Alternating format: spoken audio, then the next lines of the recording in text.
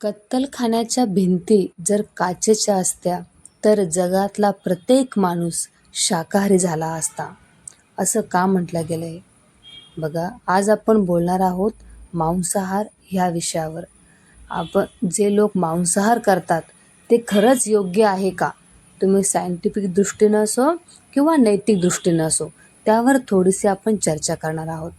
बघा, एका क्षणासाठी विचार करा, जेव्हा एका लहान कोकराला किंवा कोंबडीला कापले जाते तेव्हा ती किती आर्ततेने ओरडते. तिच्या त्या ओरडण्यात मला जगू द्या हाच एक टाहो असतो. प्राण्यांना बोलता येत नाही, त्यांना वाचा नसते, ते आपल्यासारखे भाषेत बोलू शकत नाही. याचा अर्थ असा नाही आहे की त्यांना भावना नाही आहे. आईचे दूध पिणाऱ्या पाडसाला जेव्हा तिच्यापासून वेगळे करून कापले जाते तेव्हा त्या मुक्या प्राण्याच्या डोळ्यातून वाहणारे अश्रू माणसाच्या कठोर मनाला पाझर का फोडत नाही? आपण पाळीव कुत्र्याला किंवा मांजराला घरातील एका सदस्याप्रमाणे प्रेम करतो. मग तुमच्या प्लेटमध्ये येणारा सुद्धा कुणाचं तरी पिल्लू आहे, कुणाचं तरी बाळ आहे. मग त्याच्याविषयी तुमच्या मनात एवढी क्रूरता का आहे? प्रेमाचा भावना का नाही? तो सुद्धा एक जीव आहे. त्यालाही भूक लागते, त्यालाही भीती वाटते आणि त्यालाही आपल्या मुलांवर, आपल्या आईवडिलांवर प्रेम करण्याचा अधिकार असतो. हे मनुष्याला का नाही कळते? बघा, दुसऱ्याचे आयुष्य हिरावून घेण्याचा अधिकार आपल्याला दिला कोणी? नैतिकतेचा सर्वात पहिला नियम काय आहे? जसे स्वतःचे प्राणप्रिय आहेत तसेच ते इतरांनाही आहेत. जेव्हा एखादा प्राणी कत्तलखान्याकडे नेला जातो तेव्हा त्याच्या डोळ्यातील मृत्यूची भीती आणि त्याचा आक्रोश माणसाला अस्वस्थ करण्यासाठी पुरेसा आहे. तो प्राणीही आपली आई, आपली मुले आणि आपले कुटुंब ओळखतो. माणूस म्हणून आपण स्वतःला सर्वात बुद्धिमान आणि संवेदनशील प्राणी मानत असतो. मग आपल्या बुद्धीचे यश दुसऱ्या असहाय्य जीवाचे रक्त सांडण्यात कसे असू शकते? बघा आता, वनस्पतींना वाढवणं आणि त्यांचा अन्न म्हणून वापर करणे हा निसर्गाचा नियम आहे. का बरं? कारण त्यांच्याकडे सेंट्रल नर्वस सिस्टम नसते. म्हणजे काय? मज्जासंस्था. मज्जासंस्था काय काम करते? तर आपल्याला वेदना वगैरे असतात ना, वेदना जाणवतात मनुष्याला. का बरं?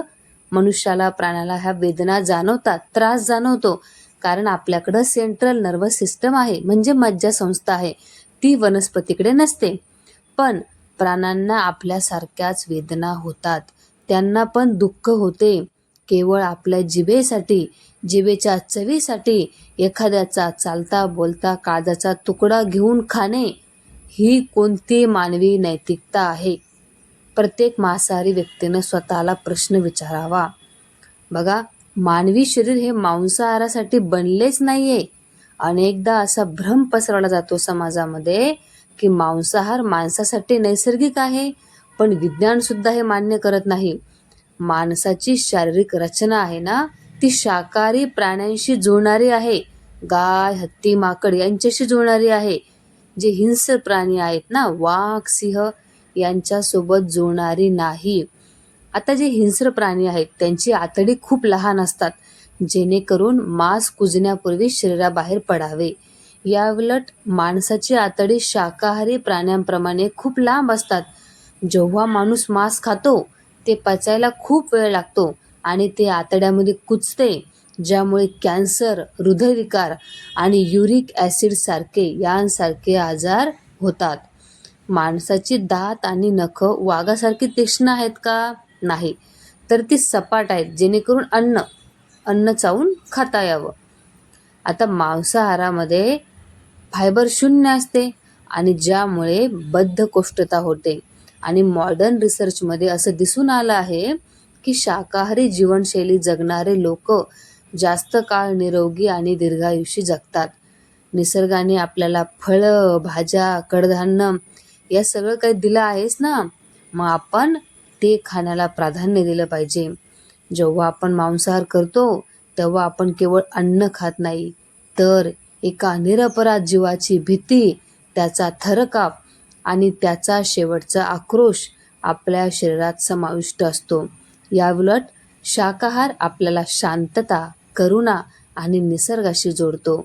समोरचा प्राणी केवळ मांसाचा तुकडा नसून तोही कुणाच्या तरी काळजाचा तुकडा आहे. या वसुंधरेचा, या पृथ्वीचा एक जिवंत भाग आहे. त्यालाही जगण्याचा अधिकार आहे.